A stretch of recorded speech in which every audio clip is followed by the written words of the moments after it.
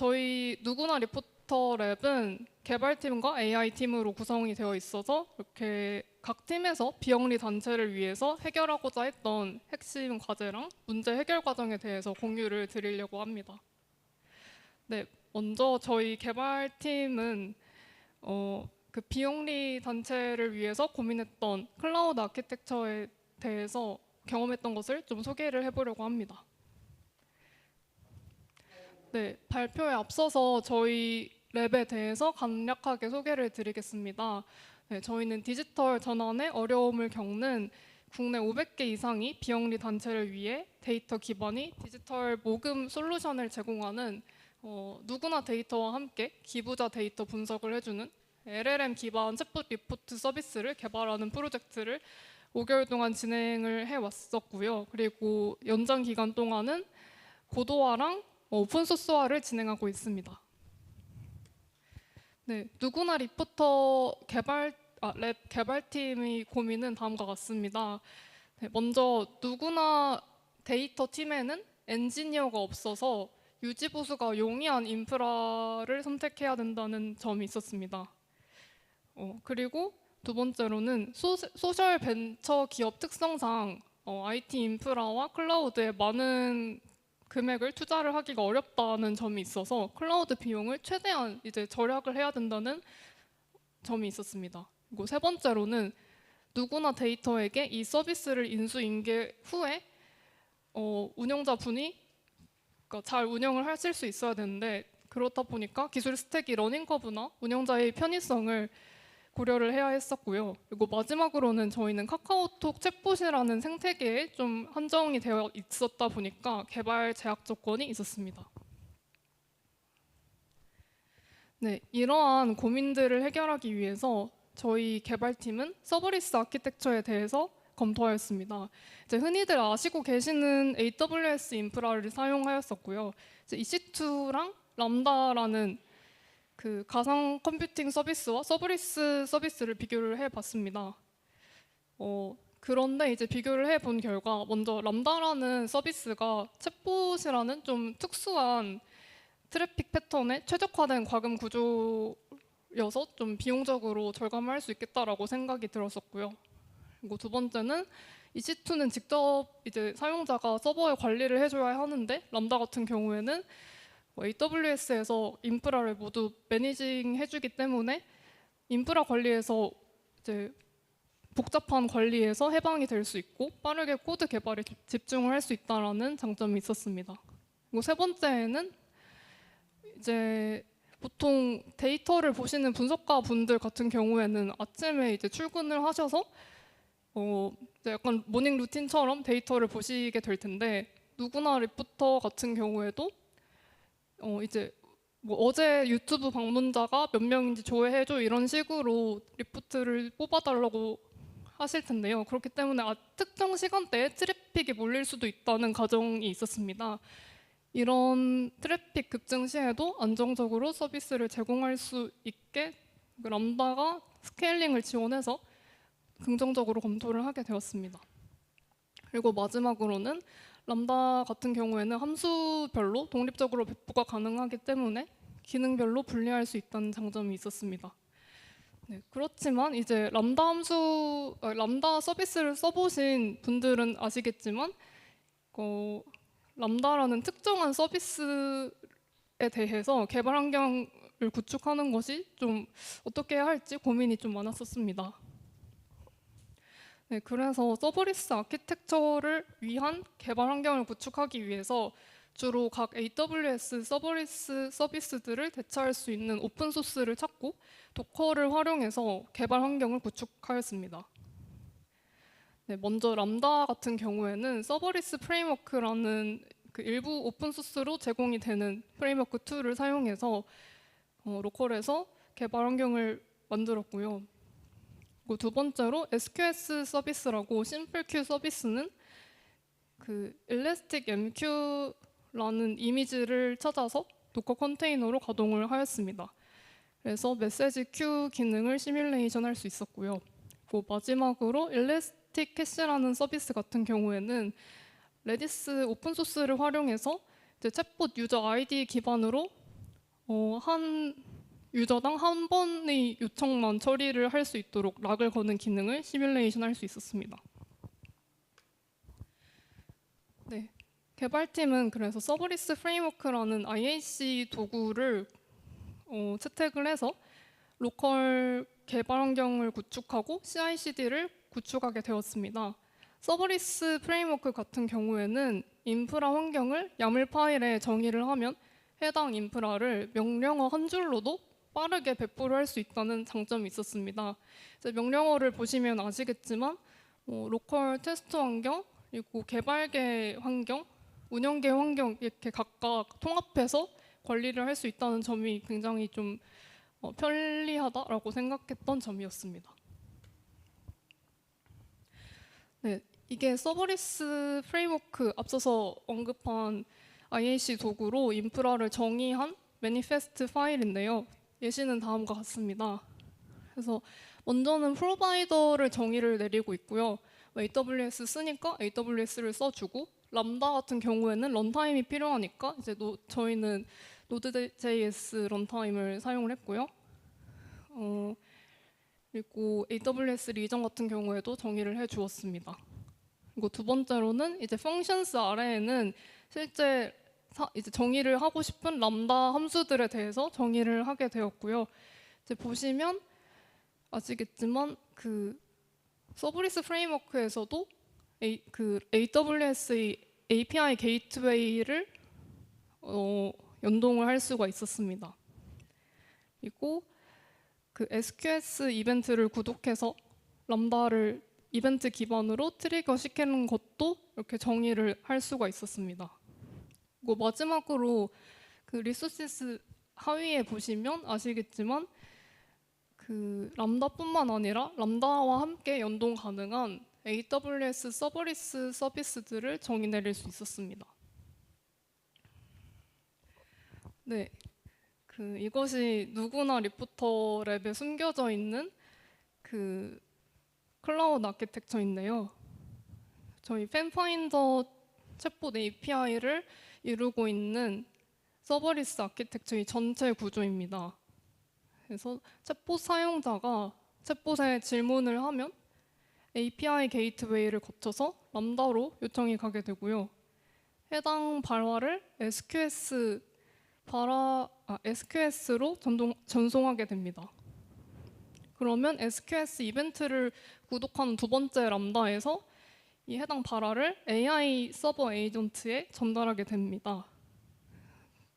그 AI 서버 에이전트는 그 발화를 가지고 SQL 문을 생성을 합니다. 이게 나중에 이제 현성님이 발표를 하시겠지만 저희는 텍스트 투 SQL 기술을 활용해서 SQL을 뽑아주면 이제 세 번째 람다에서 빅쿼리로 호출을 하고 쿼리 결과를 다시 AI 서버 에이전트로 보낸 후에 좀 더 자연스러운 답변을 생성해 줍니다.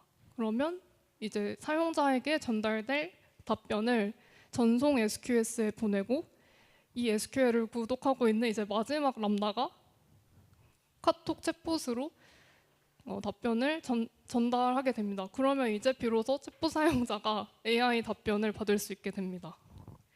그래서 이런 인프라가 저희 챗봇 서비스에 숨겨져 있었고요.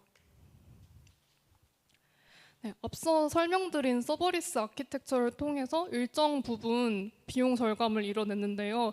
여전히 고정 비용 200불이라는 인프라 비용이 발생하고 있었습니다. 물론 여기 개발자분들도 계실 텐데 월에 200불 인프라면은 많이 드는 게 아닌 것 같은데 라고 생각을 하실 수도 있지만 그래도 저희는 비영리 단체라는 특수한 도메인에 맞춰서 진짜 최대한 그 비용을 절감해 보자라는 게 저희 개발팀의 나름대로의 철학이었기 때문에 조금이라도 더 최적화할 수 있는 방법들을 고민을 하게 되었습니다. 그래서 추가적으로 다음과 같은 세 가지 항목에 대해서 비용을 줄이기 위한 실험을 진행을 했습니다. 먼저 첫 번째로는 나트 게이트웨이를 제거하고 EC2 기반의 나트 인스턴스를 직접 구축했는데요. 나트 게이트웨이 같은 경우에는 월에 43불에서 45불 정도 고정 비용을 지출해야 되는데 이제 EC2를 직접 띄워서 나트 인스턴스를 구축하게 되면 EC2 인프라 비용만 지불하기 때문에 9.65불, 그러니까 거의 4분의 1 정도로 절감을 할 수 있었습니다. 네, 그리고 두 번째로는 상대적으로 T4 스몰에 50기가 정도의 RDS를 원래 띄워두고 있었는데 이게 상대적으로 비싼 인프라 비용입니다. 그렇지만 저희는 슈퍼베이스라는 또 다른 매니지드 데이터베이스 서비스를 찾아서 전환을 하게 되었습니다. 그리고 저희 서비스가 아직까지는 초기 서비스였기 때문에 무료 플랜으로도 충분히 다 커버를 할 수가 있는 상황이어서 아직까지도 무료 플랜으로 사용을 하고 있는 중입니다. 그리고 세 번째로는 일래스틱 캐시를 사용하게 되면 원래 고정 비용이 이거는 월에 108불 정도를 지불해야 됐었는데요. 그래서 사용량에 따라서 지불하면 되는 서버리스로 다시 전환을 했고, 또 서버리스 중에서도 레디스 대신에 레디스를 포크해 와서 개발이 된 발키라는 오픈소스를 기반으로 만들어진 버전을 사용해서 이제 월에 7불 정도로 절감할 수 있게 되었습니다. 네, 이런 식으로 저희는 결과적으로 고정 비용 200불에서 100달러 정도로 줄일 수 있었고요.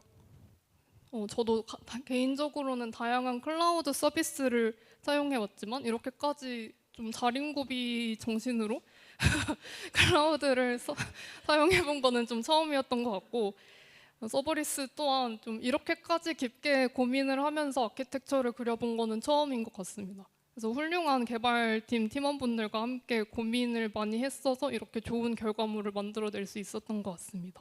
네, 다음은 AI팀 현성님께서 발표해 주시겠습니다. 감사합니다.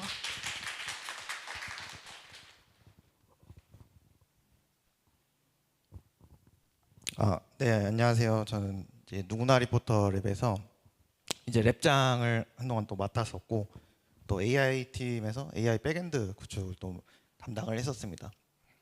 그래서 그간 사실 랩을 이제 좀 이끌었음에도 불구하고 제가 이제 공식적으로 이렇게 발표를 좀 해보는 건 또 처음인 것 같아서 또 감회가 또 새로운 것 같은데요.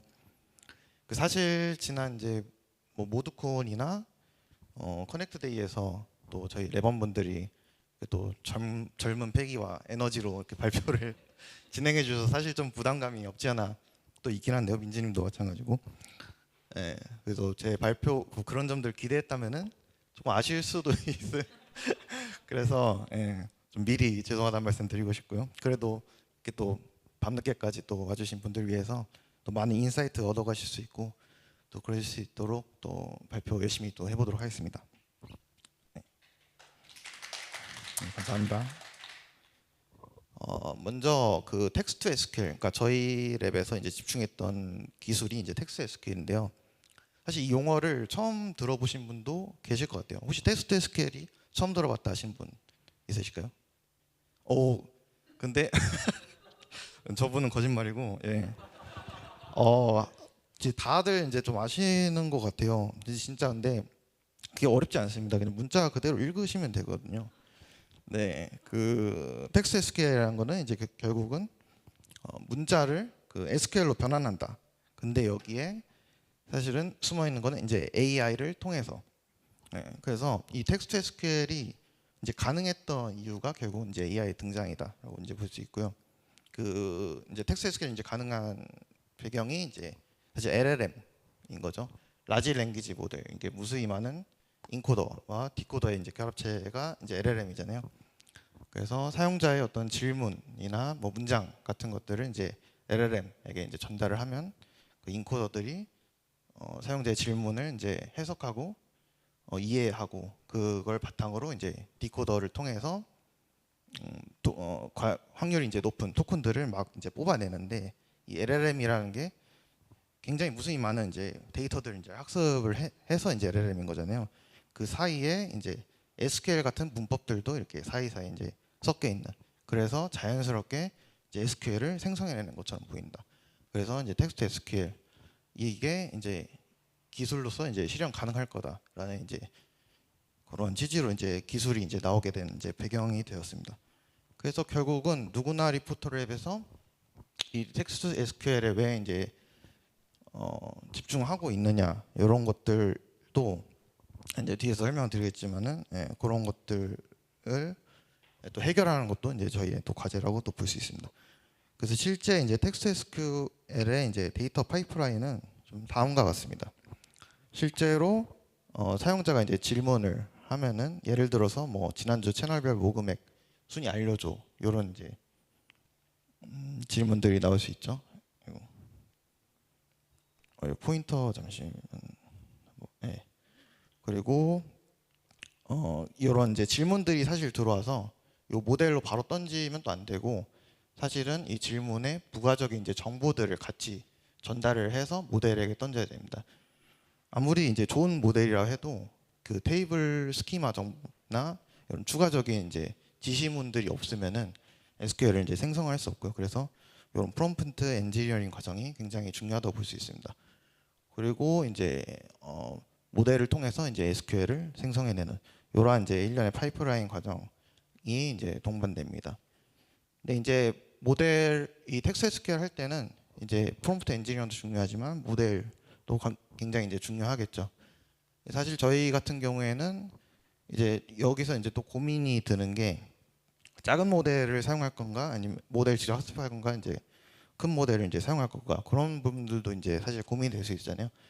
근데 이 작은 모델을 사용하면은 이제 그만큼 이제 잘게 프롬프트들을 이제 쪼개야 되고 이런 일련의 이제 학습 과정들 그러니까 체인 오브 소스 이런 식으로 파이프라인을 이제 구축을 워크플로우를 이제 설계를 하거나 아니면 모델을 학습해야 되거나 이러한 약간 좀 귀찮은 작업들이 동반이 될 수가 있어요. 그래서 저희는 사실은 큰 모델, 그냥 상용 모델을 사용했습니다. 그래서 GPT-4 미니를 이제 사용을 했고요. 이러한 모델들의 장점은 사실은 이제 SQL 지식 베이스가 굉장히 잘 구축이 돼 있으니까 굳이 이제 SQL 지식 베이스 구축하지 않아도 SQL 같은 것도 이제 잘 만들 수 있다. 그래서 저희가 해야 될 역할은 이제 도메인 지식만 이제 좀 파이프라인에 이제 워크플로우 이제 설계할 때 같이 이제 섞어주면은 자연스럽게 비영리 단체에 맞는 이제 SQL을 만들어낼 수 있을 거다. 그런 식으로 이제 저희는 좀 진행을 해봤습니다. 그래서 누구나 리포터 랩에서는 이제 왜 이 기술에 이제 집중하고 있는지 그런 것들 이제 정의하는 게 저희 이제 랩의 이제 과업이었는데요. 누구나 리포터 랩의 이제 브라이언 펠로우인 이제 누구나 데이터는 기존의 이제 비영리 단체들을 위해서 대시보드 그리고 카카오톡 이제 알림톡 서비스 이런 것들을 통해서 비영리 단체들이 데이터 분석을 조금 더 잘 할 수 있고 분석할 수 있는 그런 기반들을 다 이제 제공을 하고 있었습니다. 근데 여기서 이제 더 나아가서 AI를 통해서 조금 더 이제 데이터 분석 그 자료를 볼 수 있는 것뿐만 아니라 요거를 AI가 대신 해석하고 더 거기에 나가서 확장할 수 있는 그런 AI 인사이트 그런 것들을 제공을 해서 결국은 이제 최종적으로 저희는 이제 non-profit 그 AI 어시스턴트 그런 것들을 이제 개발하는 것을 이제 목표로 진행을 했는데요. 이제 그 과정에서 이제 텍스트 SQL은 필수 기술이라고 또 볼 수 있습니다. 그래서 만약 이 구조에서 이제 이번 이제 프롬프트 엔지니어링 과정 없이 무작정 사실 SQL을 생성해 달라고 요청하면은 안 되고요. 그래서 저희는 이제 랩의 핵심 기술인 이제 텍스트 SQL 프로토타입 구현을 위해서 이런 프롬프트 엔지니어링 과정에 초기에 좀 많이 집중을 했고 그래서 이번 발표에서도 요 프롬프트를 어떻게 디자인했냐가 이제 이번 발표의 좀 주제로 가져와 봤습니다. 그래서 실제로 프롬프트 템플릿은 이러한 요소들로 구성을 했습니다. 실제로 주의사항, 이제 지시, 그리고 예제들, 그리고 그 테이블 스키마까지 이렇게 4가지 요소들을 사실 이제 조합해서 만들면은 그 여러분들도 텍스트 SQL 프롬프트를 구성할 수 있습니다. 그래서 이러한 이제 각 요소들을 어떤 식으로 이제 활용하는지에 대해서 조금 더 자세하게 소개드리도록 하겠습니다. 먼저 가장 어떻게 보면 중요한 이제 지시 프롬프트인데요. 저희도 이제 마찬가지로 이제 역할 지정 그런 프롬프트를 지정을 했습니다. 그래서 빅쿼리에 이제 사용될 거고 그리고 비영리 단체 데이터를 사용한다. 이런 이제 사실 두 가지가 제일 중요하잖아요. 그래서 그런 이제 역할 그 지정을 해놨고 그리고 또 중요한 게 이제 포맷 지정. 이런 코딩 어시스턴트나 텍스트 SQL 이런 프롬프트 짜오신 분들 알겠지만은 답변을 항상 그 마크다운 포맷으로 답변을 해줘요. 그러면은 문제점이 바로 빅쿼리 클라이언트에 호출을 하면 이제 에러가 발생을 하겠죠. 그래서 요람을 제거하는 그런 또 프롬프팅이 추가적으로 적용해 줘야 됩니다. 그래서 가장 중요한 지시로는 이렇게 역할 지정과 포맷 지정 두 개를 이제 사용을 했고요.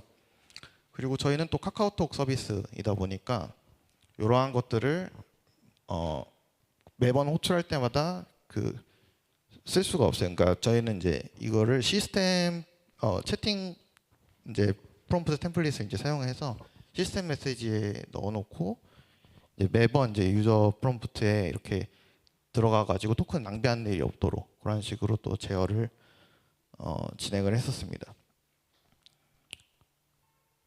그리고 다음은 이제 주의사항 프롬프트입니다. 이 주의사항 프롬프트 같은 경우에 또 이제 마찬가지로 저희 이제 시스템과 유저를 이제 구분해서 또 주의사항을 또 두 가지를 넣었는데요.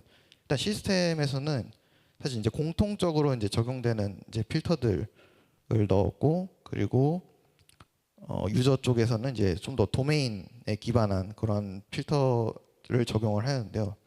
그러니까 예를 들어서 SQL 이제 문법 체크 같은 부분들 그런 부분들은 조금 더 퍼블릭하다 생각해서 지금 시스템 쪽에서 적용을 했고 예를 들어 뭐 아스타기오 있잖아요. SQL 문법 중에서 별 이런 거 그런 것들을 함부로 사용하면은 사실 전체 컬럼을 또 불러오게 되니까 그러면은 또 토큰 낭비고 비용이 폭탄이 발생할 수 있거든요.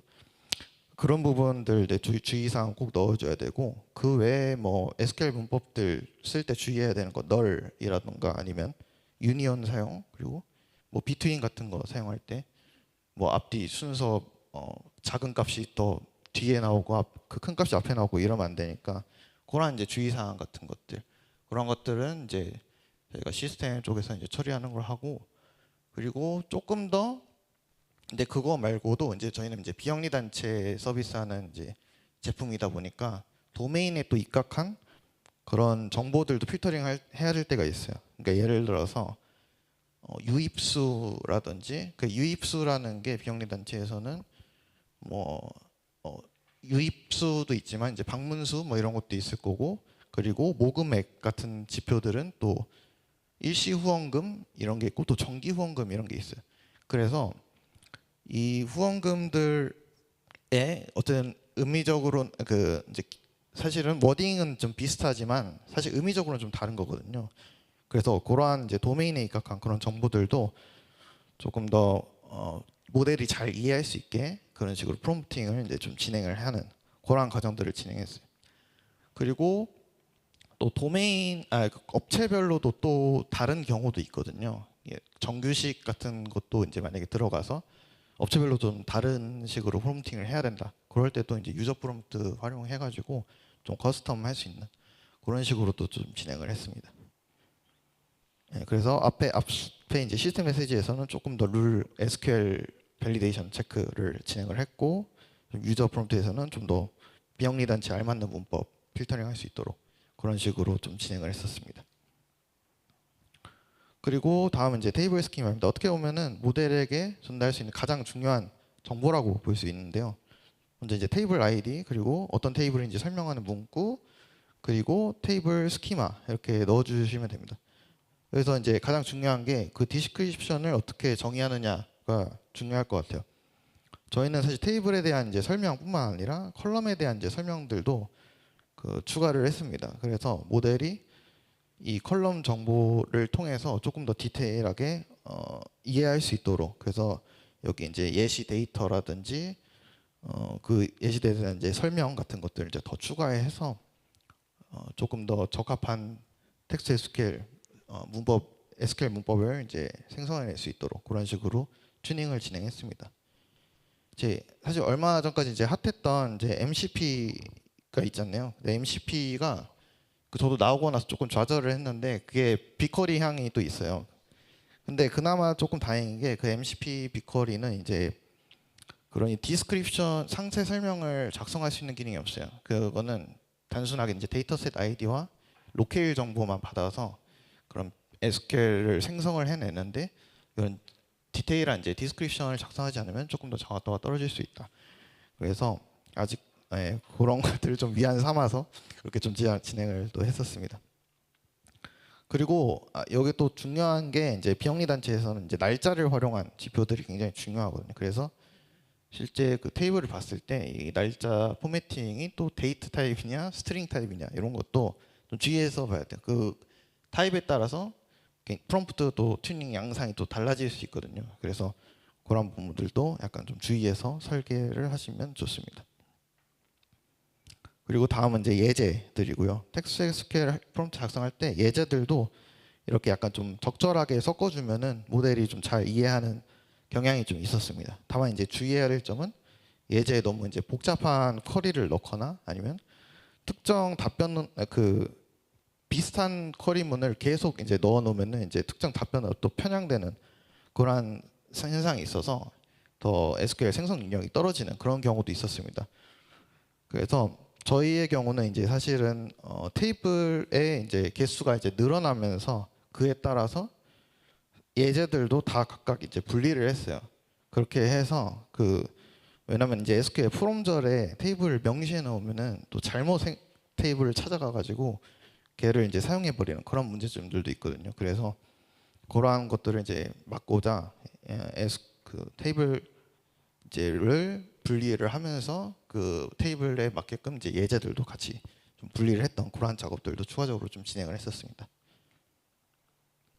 그래서 다시 한번 이제 흐름만 간단하게 이제 정리해 보면은 앞서 이제 질문이 들어오게 되면은 프롬프트 템플릿 앞서 이제 보았던 이제 네 가지 요소들 그런 식으로 조합을 해서 프롬프트 튜닝을 이제 설계를 하고 이제 모델을 던지면은 그에 맞는 이제 SQL을 생성을 하고요. 그러면 이제 빅쿼리 클라이언트를 이제 호출해서 가져온 이제 결과를 바탕으로 다시 이제 답변을 또 모델한테 재가공해달라 그런 식으로 이제 요청을 해서 그런 식으로 이제 답변을 만들어내는 그러한 이제 서비스입니다. 사실 이 로직이 저희 랩에서 이제 진행한 워크플로우 중에 가장 간단한 이제 프로세스만 뚫어왔는데 15분 만에 또 이렇게 설명드리긴 또 부족해가지고 가장 궁금해할 것 같은 이제 텍스트 SQL 프롬프트 쪽 엔지니어링 쪽만 좀 우선적으로 가져와 보았습니다. 실제로는 이 텍스트 SQL 들어오기 전까지 어떤 사용자에 대한 의도를 또 분류를 해야 되고 테이블도 어떤 테이블을 찾아갈 건지 또 분류하는 그러한 작업들도 존재를 합니다. 그리고 빅쿼리도 마찬가지로 조회하고 나서 이 답변 템플릿을 구성할 때도 사실 저희가 8가지나 되는 유형별 답변 템플릿이 있어요. 그런 부분들도 사실 이제 또 다음에 또 기회가 된다면 또 설명드릴 수 있는 기회가 있으면 좋을 것 같습니다. 그 여담으로 이제 제가 랩을 이끄는 동안 랩원들 모두 약간 이제 반강제적으로 제가 블로그 글쓰기를 병행하도록 이렇게 해놔가지고 사실 외부적으로 좀 찬사를 받을 만큼 내부적으로 욕 많이 얻어먹었는데요. 결과적으로 이제 또 랩 활동 끝날 무렵까지 5개월 동안 총 36개의 글이 저희가 작성이 되었습니다. 그래서 아직까지도 아카이빙 되고 있고 또 그런 것들 보면은 또 무의미한 활동은 아니었다 그런 생각도 드는 것 같아요. 그래서 앞서 발표한 내용에서 제가 이제 설명이 부족했던 부분들이나 그런 것들은 또 랩원들의 블로그를 방문해 주시면은 조금 더 디테일한 내용과 경험들을 또 얻어갈 수 있으니 참고하시면은 좋을 것 같습니다. 그래서 많은 사랑과 관심 부탁드리겠습니다.